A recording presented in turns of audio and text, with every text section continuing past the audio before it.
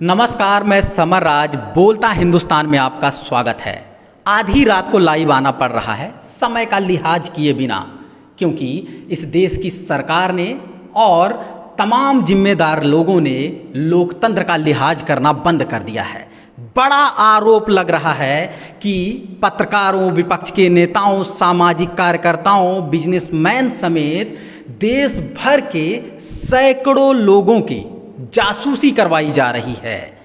Israeli NSO group की software, spyware जिसे आप बोलिए, जो जासूसी का काम करती है, उसने दावा किया है, पेगासस नाम के इस स्पाईवेयर ने दावा किया है, पेगासस नाम के इस स्पाईवेयर के जासूसी के सबूत मिले हैं, जिस पर खबरें हो रही हैं। वॉशिंगटन पोस्ट जहां अमेरिका से ये खबर कर रहा है, तो भारत में भी द वायर ने इस खबर को 4-5 अलग अलग किस्तों में पब्लिश की है, जिसमें कई चीज़ें बताई गई हैं कि 40 पत्रकारों के नाम हैं, जिसमें अधिकतर दिल्ली के पत्रकार हैं और कुछ दूर दराज इलाकों के भी पत्रकार हैं, और इसके साथ 3 बड़े विपक्षी नेताओं के भी इसमें नाम हैं। स्वाभाविक है, इस सरकार से उम्मीद कर सकते। बार बार सरकार पे क्यों सवाल उठ रहा है, इस पर भी हम लोग बातचीत करेंगे, क्योंकि वो इजरायली कंपनी, वो एनएसओ दावा करता है कि हम सिर्फ और सिर्फ सरकार को ये सेवा देते हैं। हम किसी भी प्राइवेट एजेंसी के लिए, किसी भी प्राइवेट कंपनी के लिए किसी भी तरह की फ़ोन टैपिंग या जासूसी नहीं करते हैं। ये उसका दावा है। अगर ये दावा सही है तो फिर बार बार सवाल उठेंगे कि सरकार या सरकार के कौन लोग शामिल हैं जो चाहते हैं कि विपक्ष के लोगों के फ़ोन टैप हों, जो चाहते हैं कि पत्रकारों के फ़ोन टैप हों, जो चाहते हैं कि सामाजिक कार्यकर्ताओं के फ़ोन टैप हों। और इस तरह से बिजनेस लॉबी को जोड़ लें अगर, तो कई 100 ऐसे मामले सामने आ रहे हैं। अभी एल्गार परिषद का नाम सामने आया है। 40 पत्रकारों की चर्चा हमने की कि इसमें से कुछ नाम दिल्ली के हैं, कुछ दूर दराज के इलाकों के हैं। खुद द वायर ने जिसने खबर ब्रेक की है, उसके 3 पत्रकारों के नाम सामने आ रहे हैं। 2 फाउंडिंग मेंबर हैं, जिसमें सिद्धार्थ वरदराजन हैं, वेणु हैं, और उस पर खबर करने वाली रोहिणी सिंह का नाम आना इसलिए दिलचस्प है क्योंकि 3 साल पहले सबसे ज़्यादा चर्चा में इसलिए वो आई थी क्योंकि उन्होंने अमित शाह के बेटे जय शाह की कंपनी को कुछ ही समय के दौरान, जो अकूत कमाई हुई थी उनकी कंपनी के जरिए, एक बिना क्रेडिट की कंपनी जिसकी कोई वैल्यू नहीं थी 50,000, उस कंपनी को 80 करोड़ की किस तरह से मालियत हो गई, उसके व्यापार हो गए, उस पर स्टोरी ब्रेक की थी। इसलिए भी कहा जा रहा है कि सरकार पर सवाल उठाने वाले लोग, सरकार के खिलाफ खबरें करने वाले लोग, या सरकार को बार बार जवाबदेही तय करने वाले लोग ही क्यों निशाने पे। इसमें तमाम ऐसे भी पत्रकार और लोग शामिल हैं कि सवाल उठ रहा है कि जासूसी का मकसद क्या रहा होगा अगर ये दावा सच है तो। क्यों इसमें तमाम ऐसे भी पत्रकार और ऐसे भी व्यक्ति शामिल रहे हैं जो ये मान सकते हैं, आप इससे अंदाजा लगा सकते हैं कि वो कम से कम मोदी सरकार के मंत्रियों का तो किसी और इरादे से किया गया होगा। जिन पत्रकारों की हम चर्चा कर रहे थे उसमें दिल्ली लॉबी के सबसे ज्यादा लोग रहे हैं, लेकिन दूर दराज में पत्रकारिता कर रहे लोग और मार्जिनलाइज सेक्शन की आवाज उठाने का दावा करने वाले तमाम पत्रकारों को भी निशाने पर लिया गया है। उन्हीं में से एक है रुपेश कुमार सिंह, जिन्हें लिया गया था इस लिस्ट में तो लिया ही गया है, जो खुलासा हो रहा है, जिन्हें 2 या 2.5 साल पहले गिरफ्तार किया गया था इस आरोप के साथ कि उनके नक्सलियों के साथ कनेक्शन है। हम बातचीत करते हैं रुपेश से कि ऐसा क्या है, और आप ज्यादा डिटेल में समझा पाएंगे क्योंकि कुछ मिनट या लगभग 1 घंटे पहले का खुलासा है रुपेश। हम नहीं समझ पा रहे हैं कि ऐसा किस मोटिव के तहत किया गया होगा, ये फोन टैपिंग का मकसद क्या रहा होगा, और इसमें खासकर पत्रकारों और सामाजिक कार्यकर्ताओं को क्यों शामिल किया गया है इस फोन टैपिंग में। रुपेश जी जी, मेरी आवाज आ रही है? जी जी जी, मेरी आवाज आ रही है? जी बिल्कुल आ रही है आवाज। तो जैसा कि आपने अभी पढ़ा है और पूरे दुनिया में अभी खलबली मची हुई है कि किस तरह से इन्होंने फोन टैपिंग के जरिए लोगों को निशाना बनाया है। मैं तो यही कहूंगा, जो 2017 से 2019 के बीच में मेरी फोन टैपिंग हुई, ठीक उसी समय 4 जून 2019 को मुझे सेंट्रल आईबी ने झारखंड से उठाया था। और ये अब पूरा खुलासा मैं उस समय भी कर रहा था मेरी गिरफ्तारी 6 जून को जो बिहार पुलिस दिखा रही है वो नहीं थी, बल्कि मेरी गिरफ्तारी 4 जून 2019 को हजारीबाग झारखंड में है, वहां के पदमा नामक जगह से हुई है। और इसके पीछे साफ सा कारण था कि जो इस रिपोर्ट में भी आई है कि जब 9 जून 2017 को झारखंड के गिरिडीह में एक आदिवासी मोतीलाल वास्के की हत्या करते हैं सीआरपीएफ कोबरा वाले, और उनको 10 लाख का इनामी माओवादी घोषित करते हैं, और उसके खिलाफ जब मैं रिपोर्ट करता हूँ और जब पूरी सच्चाई सामने आती है कि वो एक टोली मजदूर था, और उसके कुछ महीने के बाद से ही जो कि रिपोर्ट कह रहा है कि मेरी फोन टेपिंग शुरू हो जाती, और उसके बाद से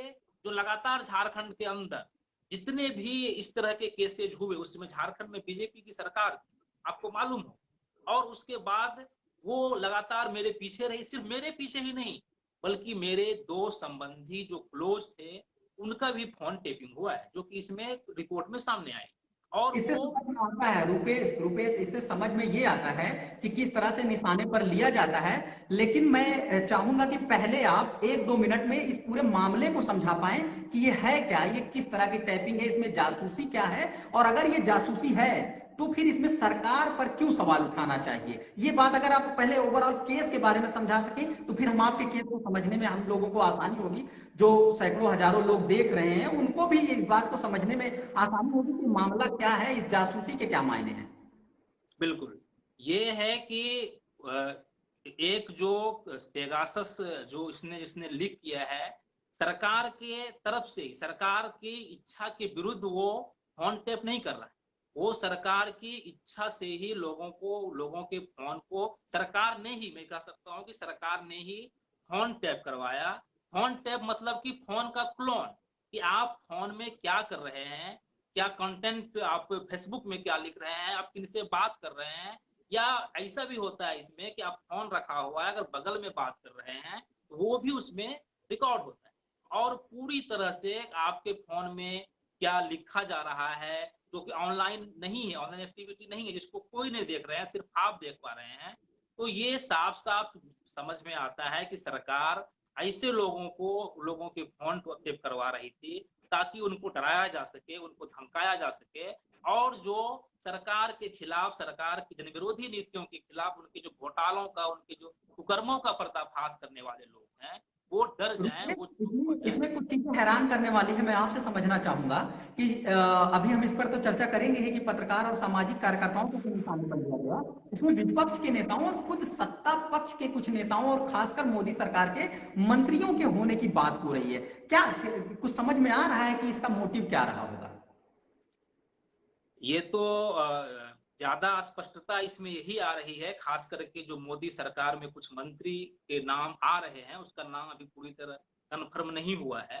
तो मुझे लगता है कि उसको इसलिए उनको टेपिंग पे रखा गया है ताकि उनसे जो अभी जो 2 बॉस हैं, खास करके मोदी और अमित शाह, इनके जो भी खिलाफ में लोग, चाहे उनकी पार्टी के लोग हों, विपक्ष के लोग हों, या कोई भी हो, तो वो उनको निशाने पे लेंगे। ये इसमें भाजपा वाले और ये भक्त लोग खुश होने की जरूरत नहीं है।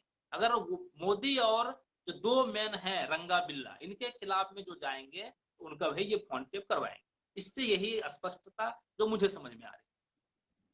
अच्छा, तो मतलब ये है कि सामाजिक कार्यकर्ताओं, पत्रकारों, नेताओं की टैपिंग या जासूसी की वजह से किसी भी पक्ष विशेष को खुश होने की जरूरत नहीं है। हो सकता है कि इन तमाम चीजों के अपने फेवरेट लोग भी मतलब शिकार हों। लेकिन एक चीज ये स्पष्ट कीजिए कि ये जो पूरे नाम आ रहे हैं इनका आधार क्या है, मतलब कि खुलासे का आधार क्या है जिस पर दावा तमाम विदेशी मीडिया भी करता रहा है, अपने यहाँ दावायर ने इस पर खबरें की है, तो इसका आधार क्या है, किस आधार पर कहा जा रहा है कि इस बात के सबूत मिले।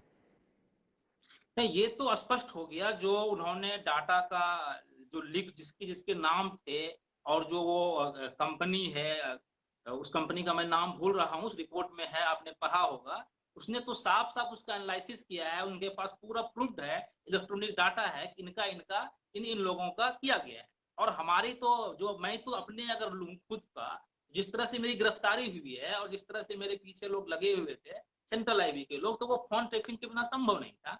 तो ये स्पष्ट लगता है कि फोन टेपिंग हुआ है, और इसमें और तो इलेक्ट्रॉनिक डाटा भी साक्ष्य के रूप में मौजूद है।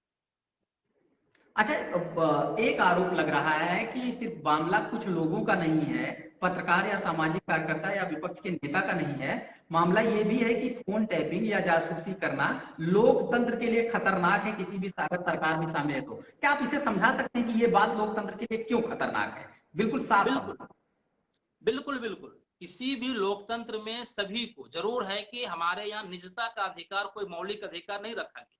लेकिन संविधान की वो सूची है, मैं भूल जा रहा हूँ कौन-सी सूची है, उसमें है कि हम क्या कर रहे हैं, सरकार को हमारी निजी ज़िंदगी में ताक-झाँक करने का कोई भी राइट नहीं।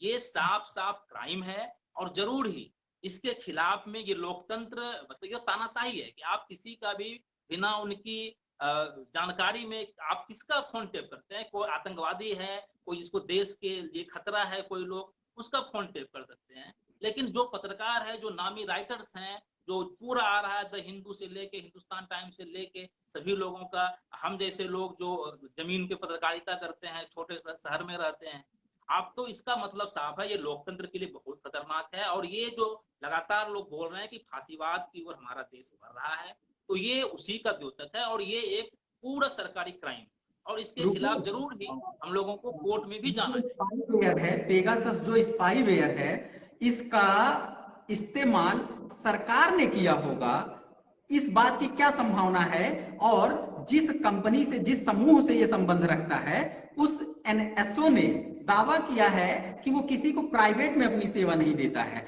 तो क्या इस बात के आधार मिल रहे हैं कि सरकार में और खासकर बड़े पद पर भी बैठा कोई व्यक्ति ये काम करवा रहा है? बिल्कुल, ये होम मिनिस्ट्री से ही अप्रूव होता है। होम मिनिस्ट्री के बिना नहीं हो सकता है। किसी भी, अगर स्टेट की पुलिस अगर करेगी तो वो होम मिनिस्ट्री से ही होगा। सेंट्रल पुलिस कर रही है तो होम मिनिस्ट्री ही करेगा। ये लिखा हुआ है, ये नियम है। तो साफ-सी बात है कि ये होम मिनिस्ट्री से हुआ है और प्राइवेट क्यों कराएगा? अब क्योंकि जो जिस जिस लोगों पे हमले हुए हैं उसके बाद, जो उनके पे मुकदमे हुए हैं, जो गिरफ्तारियाँ हुई है, वो साफ-साफ दिखाता है कि ये होम मिनिस्ट्री के दिशा निर्देश पे ही हुआ है और मुझे तो खास करके उस समय भी बोला गया था, मैंने अपनी किताब में भी लिखा है, जो सेंट्रल आईबी था उन्होंने कहा भी था कि आपकी फ़ोन टेपिंग हुई। मैंने किताब में भी लिखा, लेकिन उस समय लोगों ने तुल नहीं दिया और आज जब मामला सामने आ गया। मतलब आपको पहले से इस बात की आशंका थी, आपको लग रहा था कि ये सब हो रहा है।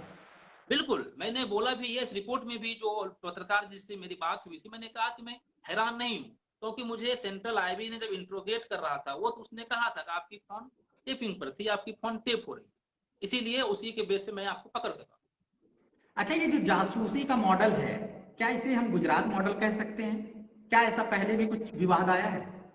बिल्कुल, आया ही है। गुजरात में आप जानते हैं कि किस तरह से वहाँ फ़ोन टेपिंग करके, ख़ास करके अब क्या वो साहब के नाम से फ़ोन टेपिंग हुआ और जो बेटी की उम्र की लड़कियों के पीछे लोग लगे। बहुत सारा मामला है गुजरात का। आप बहुत ज़्यादा जानते हैं इसके बारे में, बहुत सारे लोगों ने सुना है। रुपेश, ये कुछ गुजरात नामों का मॉडल। खुलासा हुआ है, अगर उनको बारे में आप बताएं, फिर आपके मामले पर हम चर्चा करते हैं कि कुछ क्या, कौन कौन नाम अभी सामने आए हैं कि किनके किनके फोन टैपिंग हुए हैं। अभी तो जो इसके वायर के जो सिद्धार्थ हैं, उसमें लिखने वाली क्या नाम है, रोहिणी सिंह है। गोलू और रोहिणी, हाँ, वहां का तो पता चल गया है। और कुछ लोगों का रोहिणी, बता दीजिए। और बिहार से एक संजय श्याम है जी। और सुशांत सिंह है, शिशिर गुप्ता है, प्रशांत झा है, राहुल सिंह है और एक यहाँ के हैं, पंजाब के हैं। मैं भी अभी लगातार जब से आया है तब से व्यस्त ही रहा हूँ, इसलिए अभी पूरा नाम भी लगातार फ़ोन कॉल्स ही आ रहे थे, और तो किन अभी मैं भी सामाजिक पूरा नाम कार्यकर्ताओं नहीं को है। निशाने पर लिया गया है? अगर एक दो नाम बता सके, कुछ आइडिया हो आपको। कहाँ का? क्योंकि आपकी जो पहचान कहीं सिर्फ एक पत्रकार की भी नहीं है, दोनों काम आप लगभग करते रहे हैं। सॉरी, मैं आपकी आवाज़ नहीं सुन पाया। कह रहे हैं कुछ सामाजिक कार्यकर्ताओं के भी नाम अगर आप बता सकें जिनका नहीं, टैप अभी कराया जो ये गया। संजय संजय श्याम का जो नाम आया है बिहार हम्म, का, तो संजय हम्म, श्याम गया के रहने वाले हैं। गया या हम्म, औरंगाबाद के, पटना में रहते हैं और वहां जी जी। पे जन अभियान नाम का एक संगठन है। संगठन कहिए कि सामाजिक संगठनों का एक छतरी संगठन है, जन अभियान। उसमें वो एक्टिव कार्यकर्ता है, उसके संयोजक के रूप में है और उसको भी निशाने पे लिया गया है। वो कुछ लिखते पढ़ते वो भी है, लेकिन मेन वो सामाजिक कार्यकर्ता ही है। बिहार से एक ही नाम आया है, संजय श्याम का, जो कि पहले आरडीएफ में भी थे, क्रांतिकारी जनवादी मोर्चा में, जहां तक मुझे याद आ रहा है, और वो लगातार पीयूसीएल में भी रहे हैं और बिहार में संजय श्याम, और उनको मैं जानता हूं, अच्छी तरह से जानता हूं, उनके बारे में मैं सुना हूं, मिला तो नहीं हूं, विधान लेकिन परिषद का नाम आ रहा है, उससे जुड़े कौन लोग हैं, अगर आप बता सकें? किनसे किनसे विधान परिषद का नाम आ रहा है। नहीं, मैंने ध्यान नहीं दिया है अभी तक उसके अच्छा बारे ठीक में। है। खैर, हम आपके मामले पर, हम इस चीज के लिए, क्योंकि सब लोग समझ सकें कि क्या ऐसा क्यों होता है, तो आप अगर बता सकें कि आपको कैसे पहले सरकार ने टारगेट किया, और फिर अभी कहा जा रहा है कि ये स्पाईवेयर जो है इसके जरिए जासूसी का शक है, तो दोनों में क्या सिमिलरिटी मिल रही है? आप अपना केस बताएं। जी, मेरा तो मैं झारखंड में 2015 से ही 14 से ही पत्रकारिता कर रहा हूँ।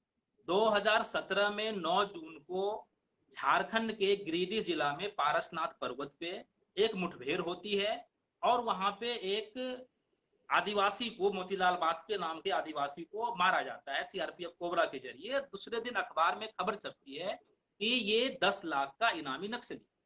और 10 जून को जो उस समय डीजीपी थे डी के पांडे, वो विशेष हेलीकॉप्टर से आते हैं सीआरपीएफ कैंप में, और 1 लाख का कैश देते हैं सीआरपीएफ के जवानों को कि जाओ तुम पार्टी करो। तो हमने उस पे ग्राउंड रिपोर्ट करी, और मैंने लिखा कि ये एक आदिवासी की हत्या का जश्न क्यों मनाया जाता है, जबकि वो आदमी एक डोली मजदूर था, क्योंकि पारसनाथ पर्वत जो है वो जैन धर्मावलंबियों का सबसे पवित्र स्थल है, जो सम्मेद शिखर के नाम से भी जाना जाता है। वहां वो डोली मजदूरी का काम करता था। वहां पे वो उसके उपहार के ऊपर उसका एक दुकान भी था, उसको एक इंदिरा आवास के तहत घर भी मिला हुआ था। तो उसके बाद वहां पे एक बड़ा मूवमेंट खड़ा, गिरिडीह के अंदर दमन विरोधी मोर्चा नाम से मोर्चा बना। उसमें जो अभी जेएमएम की सरकार झारखंड में है, उसमें जेएमएम के हेमंत सोरेन, बाबूलाल मरांडी जो अभी बीजेपी में चले गए हैं, सीपीआई एमएल, सीपीआई, मजदूर संगठन समिति, तमाम लोग जुड़ के, और गिरिडीह से लेकर दिल्ली तक मूवमेंट खड़ा होता है।